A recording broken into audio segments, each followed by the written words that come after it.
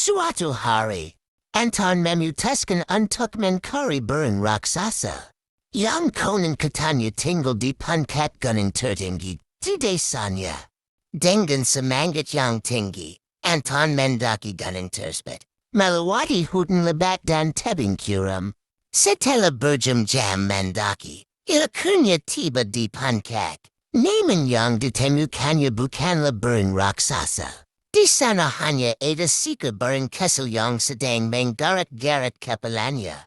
Anton bingung bertanya, apakah kamu tahu di mana burung raksasa itu?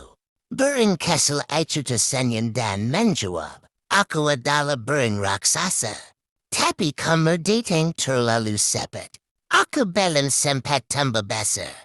Jika kamu suka video ini, jangan lupa like, komen, dan subscribe agar channel ini berkembang dan untuk konten menarik lainnya.